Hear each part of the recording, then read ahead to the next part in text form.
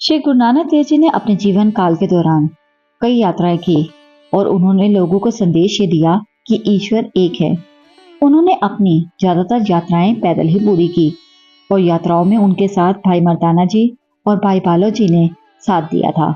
ऐसे ही गुरु नानक देव जी एक बार अपने शिष्यों के साथ रावलपिंडी के हसन अब्दाल नामक जगह पर रुके, जो कि आज के समय में पाकिस्तान में है। वहां पर एक पहाड़ी के ऊपर कंधारी नाम का एक व्यक्ति रहता था, जो कि बहुत अभिमानी और लालची था। वह अपने कारनामों की वजह से दूर दूर तक प्रसिद्ध था। उसके घर के सामने एक छोटा सा झरना बहता था, परंतु वह उस झरने का पानी ऊपर ही रोक लेता था ताकि गांव वालों को पानी न मिल सके। गुरु नानक देव जी जब अपने शिष्यों के साथ वहां पहुंचे तो वे उसी पहाड़ी के नीचे आराम करने के लिए बैठ गए। उनके तेज को देखकर गांव के लोग उनके पास इकट्ठे होने लगे। उन्होंने लोगों से कहा कि ईश्वर एक है। गुरुजी के इन प्रवचनों को सुनकर बहुत से लोग उनके पास रोज आने लगे और उनकी सेवा करने लगे। वहीं कंधारी गुरुजी की बढ़ती हुई लोकप्रियता को देखकर जलने लगा। गांव वालों ने गुरुजी से अरदास की कि गांव में पानी की बहुत ज्यादा परेशानी है, हर जगह सूखा पड़ चुका है और बली कंधारी ने पानी के झरने को ऊपर ही रोक रखा है। गुरुजी ने उनसे कहा कि वे सब ऊपर जाएं और बली कंधारी को विनती करें कि वे उन्हें पानी दे दे, पर उसने लोगों को पानी देने से साफ रूप से इनकार कर दिया। जब लोग उनसे पानी लेने के लिए जाते तो वे उनसे बहुत बुरा भला कहता और कहता कि तुम अपने गुरु नानक के पास जाओ और उसी से पानी की मांग करो।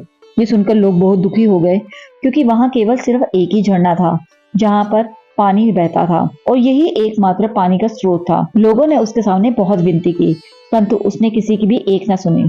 लोगों ने फिर श्री गुरु नानक देव जी से सब कुछ बताया कि गुरु साहब, यहाँ पे पानी की बहुत कमी है और बली कंधारी उस पानी का मालिक बन बैठा है, किसी को भी पानी नहीं देता। गांव वालों की ये बातें सुनकर गुरुजी ने सभी को शांत रहने को कहा। तब उन्होंने अपने शिष्य भाई मर्दाना जी से कहा कि बली कंधारी के पास पानी लेने जाए। जब भाई मर्दाना जी कंधारी के पास पहुंचे तो उन्होंने कहा कि मुल्ला जी, मुझे बहुत प्यास लगी है, क्या आप मुझे पानी दे दोगे? लेकिन बली कंधारी ने कहा कि तुम्हें पहले पानी की कीमत चुकानी होगी, फिर मैं तुम्हें पानी दूंगा। तो उन्होंने कहा कि मेरे पास तो धन नहीं है। तो उसने कहा, अगर तुम्हारे पास पैसे नहीं है तो मैं पानी नहीं मिलेगा, यहाँ से चले जाओ। ये बात सुनकर भाई मर्दाना जी गुरुजी के पास आए और उन्हें सारी बात बताई। तब गुरुजी ने फिर से भाई मर्दाना जी को पानी लेने के लिए कहा, लेकिन इस बार बली कंधारी ने पानी देने से फिर से इनकार कर दिया और भाई मर्दाना जी 3 बार कंधारी के पास पानी लेने के लिए गए, लेकिन उसने हर बार पानी देने से साफ रूप से इनकार कर दिया। गांव वाले के लोग पानी न मिलने की वजह से बहुत ज्यादा परेशान थे। लोगों की इस स्थिति को देखकर गुरुजी ने जमीन के ऊपर एक छड़ी मारी, जिस कारण से वहां पर एक छोटा सा छेद हो गया और उसी में से पानी की धार बहने लगी। पानी की धारा को देखकर वहां खड़े लोगों की खुशी का ठिकाना न रहा। उन्होंने जोर जोर से कहा, पानी आ गया, पानी आ गया। मगर बली कंधारी ये देखकर आग बबूला हो गया। उसने गुरुजी को मारने का मन बना लिया। तब उसने एक विशाल पत्थर गुरुजी की ओर धकेला। जब गुरुजी के पास बैठे लोगों ने गुरुजी की तरफ पत्थर आते हुए देखा तो उन्होंने गुरुजी को सचेत किया और वहां से हट जाने को कहा, पर गुरु साहिब जी वहीं बैठे रहे और लोगों को शांत रहने के लिए कहा। जब पत्थर गुरुजी के पास आ गया तो गुरुजी ने अपना हाथ उठाया और उस पत्थर को हाथ से रोक दिया। ये देखकर वहां के लोग और बली कंधारी बहुत हैरान हुआ। गुरुजी के इस करतब को देखकर बली कंधारी को समझ आ गया कि गुरुजी सच में एक दिव्य आत्मा है। फिर वह गुरुजी से माफी मांगने के लिए पहाड़ी से नीचे उतर के आया। उसने गुरुजी को प्रणाम किया और अपने किए की क्षमा मांगी। गुरु साहिब जी ने उसे माफ कर दिया और उसने गुरुजी से कहा, मैंने पानी को अपनी संपत्ति समझ लिया था, लेकिन पानी तो सभी का है, ये तो आज मुझे ज्ञान हुआ। आज से ये पानी सभी को मिलेगा। इस जगह पर गुरुद्वारा पंजा साहिब जी है और इस गुरुद्वारे में वे पत्थर भी मौजूद है जिन्हें गुरु नानक देव जी ने अपने हाथ से रोका था। इसी वजह से गुरुद्वारा का नाम पंजा साहिब जी है। सतनाम श्री वाहिगुरु। गुरु नानक देव जी बाल काल से ही आम बालक की तरह नहीं थे, वे परम परमेश्वर का ही रूप थे। उनकी शक्तियों को देखकर एक दिन एक किशोर बालक उनके पास पहुंचा और बोला, हमने आपके बारे में बहुत कुछ सुना है, मेरा पूरा परिवार कष्ट में है, आप हमारी मदद कीजिए। गुरुजी जैसे ही उस किशोर के साथ उसके घर पहुंचे तो उन्होंने वहां देखा, वहां एक महिला उदास बैठी थी। गुरुजी ने उनसे पूछा, आप उदास क्यों हो? तभी वे महिला बोली, मेरे सभी पुत्र किशोर अवस्था में आकर मर चुके हैं, अब मेरा ये पुत्र भी किशोर अवस्था में है, ये भी मर जाएगा, इस बात का मुझे गम है। गुरुजी ने पूछा कि तुमने इसका नाम क्या रखा है? तो महिला ने बताया, मरजाना। गुरुजी ने इसका कारण पूछा कि तुमने इसका नाम मरजाना क्यों रखा है?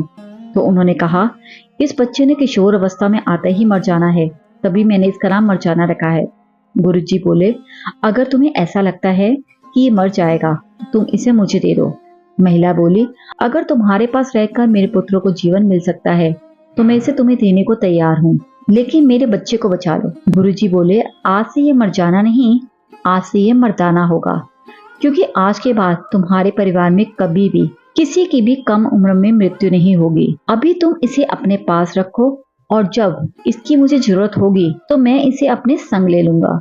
क्या आप जानते हैं गुरुजी ने मर्जाना को नाम मर्दाना क्यों दिया? मर्दाना का अर्थ है जो मरे नहीं। आपको ये जानकारी कैसी लगी कमेंट करके जरूर बताएं। अगर अच्छी लगी है तो इसे और लोगों के साथ भी शेयर कीजिए। वाहिगुरु जी का खालसा, वाहिगुरु जी की फतेह। वैसे तो गुरु नानक देव जी के हर वचन अनमोल है, परंतु आज हम उनके 10 अनमोल वचनों को आपको बताएंगे। पहला, ईश्वर एक है और वे हर जगह मौजूद है। सदैव एक ही ईश्वर की उपासना करो। ईश्वर सब में व्यापक है, इसलिए सभी से प्रेम करना चाहिए। दूसरा, मेहनत करके लोभ का त्याग करें। ईमानदारी से धन कमाना चाहिए और मेहनत और सच्चाई से जरूरतमंदों की मदद करनी चाहिए। तीसरा, कभी भी किसी का हक नहीं छीनना चाहिए। चौथा, अगर किसी को धन या अन्य चीज की आवश्यकता है तो कभी भी उसके लिए पीछे नहीं हटना चाहिए। पांचवा, अपनी कमाई का 10वां हिस्सा परोपकार के लिए और अपने समय का 10वां हिस्सा प्रभु सिमरन या ईश्वर की भक्ति में लगाना चाहिए। छठा, धन को जेब में स्थान देना चाहिए, दिल में नहीं। सातवां, स्त्री जाति का आदर करना चाहिए। सभी स्त्री और पुरुष बराबर हैं। आठवां, गुरुजी की आवाज भगवान की आवाज है, वही ज्ञान और मुक्ति के सच्चे स्रोत हैं। नौवां, चिंता मुक्त रहकर अपने कर्म करते रहना चाहिए। संसार को जीतने से पहले स्वयं अपने विकारों पर विजय पाना ही अत्यंत आवश्यक है। 10वां, अहंकार, ईर्ष्या, लालच, लोभ मनुष्य को मनुष्य नहीं रहने देते, इसलिए इनसे दूर रहना चाहिए। आपको ये 10 वचन कैसे लगे कमेंट करके जरूर बताएं। अगर अच्छे लगे हैं तो वाहिगुरु जी का खालसा जरूर लिख कर जाएं। एक बार एक आदमी ने सत्संग में सुना कि जो इंसान जैसा कर्म करता है उसे वैसा ही फल भोगना पड़ता है। ये सुनकर उसे बहुत आश्चर्य हुआ। उसने सत्संग करने वाले गुरुजी से पूछा, गुरुजी, अगर कर्मों का फल भोगना ही पड़ेगा तो सत्संग करने का क्या फायदा? तो संत जी ने एक ईंट की ओर इशारा करते हुए कहा कि इस ईंट को छत पर लेकर जाओ और मेरे सर पर मार दो। ये व्यक्ति बहुत हैरान हुआ। उसने कहा, संत जी आप कैसी बात कर रहे हो? इससे तो आपको चोट लगेगी और आपको दर्द भी होगा। तभी उन्होंने ईंट के बराबर एक रुई की पोटली बनाई और उस व्यक्ति को हाथ में देते हुए कहा, अब इसे ले जाकर ऊपर से जाकर मेरे सर पर फेंको, क्या मुझे चोट लगेगी?